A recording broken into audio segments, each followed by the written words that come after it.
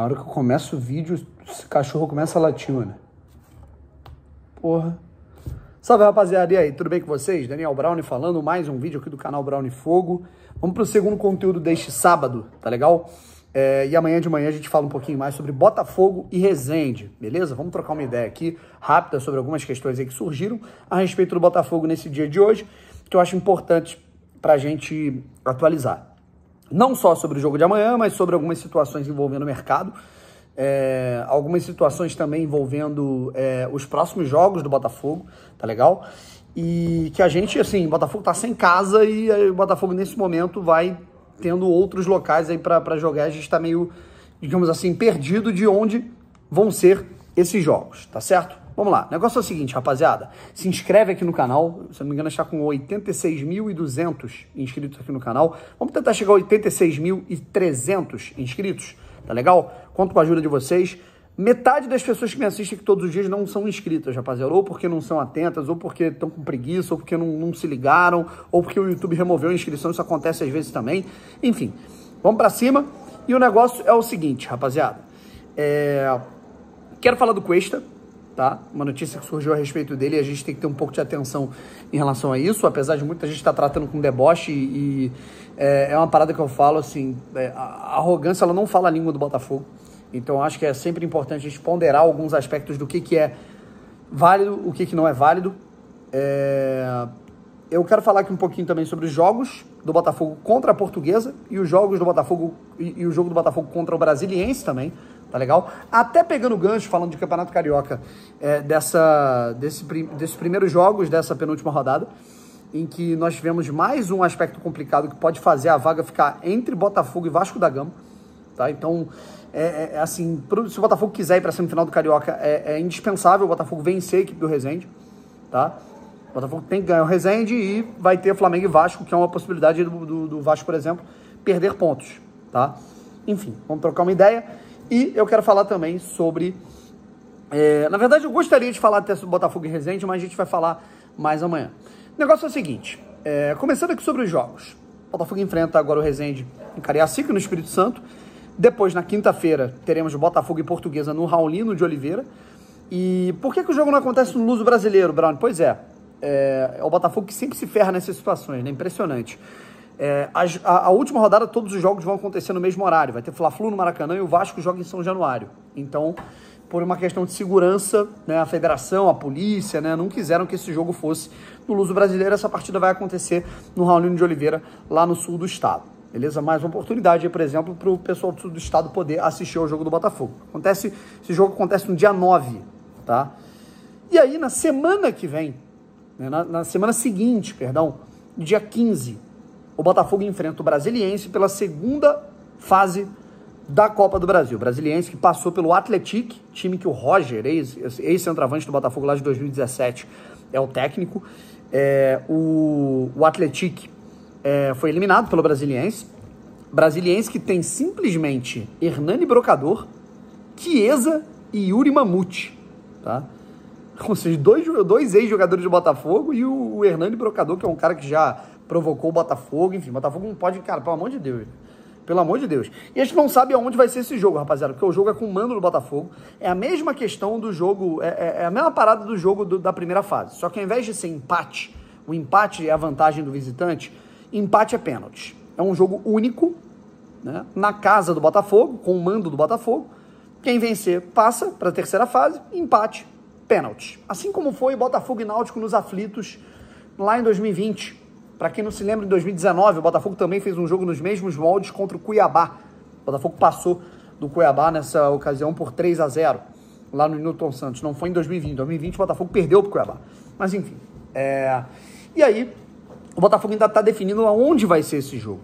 Né? Eu vi até uma galera falando que gostaria muito que o jogo fosse para Juiz de Fora, né, cara? Eu acharia maneiro porque o Botafogo já jogou em Brasília, que é um grande reduto de botafoguense. O Botafogo já jogou em Cariacica, no sul do estado, que também é um grande reduto, e teríamos aí a possibilidade de jogar em Juiz de Fora, né? O estádio lá em Juiz de Fora cabem 30 mil pessoas, mas o gramado não está muito legal, enfim, tem tudo muito sobre isso.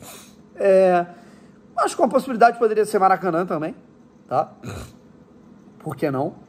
Eu não sei se bate também com a questão do Vasco, né? Enfim, um calendário seria bacana Maracanã. Mas queria saber a opinião de vocês, né? Sobre onde deveria ser esse jogo pro Botafogo atuar contra a equipe do Brasiliense, já que o Nilton Santos ainda não vai estar apto para receber esse confronto, porque está ali com a grama sintética sendo colocada, está nos, digamos assim, ajustes finais. Eu acho que daqui 3 semanas, né? No fim de março a gente deve ter essa grama concluída e o Botafogo podendo aí atuar no Nilton Santos, pelo menos ali no início do Campeonato Brasileiro, beleza? Uma outra situação que eu quero falar aqui com vocês, tá? Referente, principalmente, na verdade, antes de falar do Cuesta, eu queria tocar num outro assunto, né? A gente já falou aí do Botafogo Brasiliense, a gente já falou aí sobre Botafogo e Portuguesa, né? E a gente falta falar sobre o Rafael que tá machucado, tá bom, pessoal? Sobre a relação, né? A gente tem uma novidade, o Janderson, com a ausência do Tiquinho, que tá suspenso, por conta daquela covardia que foi feita. O Tiquinho tá suspenso, então, além do Matheus Nascimento, a gente vai ter o Janderson, né, disputando posição. Eu acho que é um cara que ele pode até passar à frente do Matheus. O Janderson é bom centroavante, tava se recuperando de uma artroscopia. Eu acho que é um cara que, se ele tiver oportunidade, ele vai brocar. Se ele tiver num dia bom, se ele estiver bem adaptado, bem de cabeça, ele vai brocar. Acho ele bom jogador. Foi artilheiro do último Campeonato Baiano. Já chegou no Botafogo B no ano passado, já fazendo gols. E aí agora recebendo a sua primeira oportunidade aí numa relação, tá? O Janderson, portanto, tá relacionado. E o Rafael tá fora. O Rafael que se lesionou no último jogo. Tanto é que o Vitor Sá entrou na lateral direita, tá? E aí tem muita gente já falando de colocar o Vitor Sá de lateral direito mesmo e deixar, pô, enfim, porque confiar no Daniel é complicado, né? Mas enfim.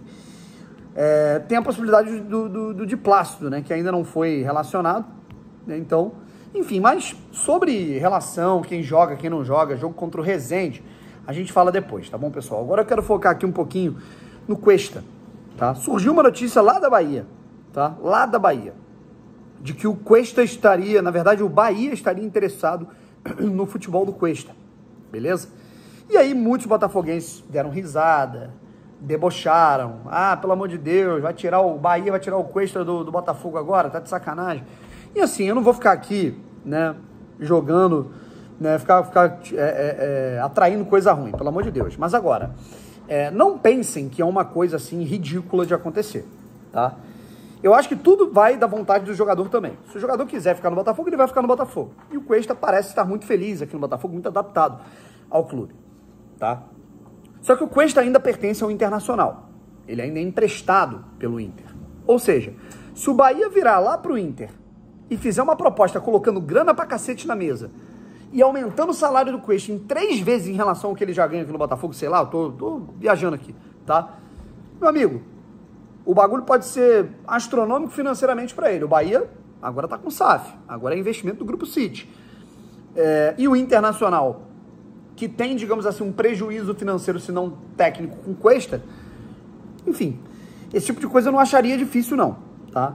O que eu acho que o Botafogo tem que fazer é já se resguardar, é já entrar em contato com o cara, resguardar, tentar já fazer um pré-acordo para que o Botafogo renove no fim do ano com ele e ele já tenha um aumento salarial, já tenha uma valorização. O Botafogo não pode pensar em perder o Cuesta nesse momento. E na boa, cara, com toda a maré de loucuras que está acontecendo no Botafogo, essa é outra que eu não duvidaria, tá? E ainda mais se tratando assim, de uma zaga em que o Adrielson pode ir embora para fazer caixa, né, daqui a alguns meses. Então, enfim, eu acho que o Botafogo tem sim que se resguardar.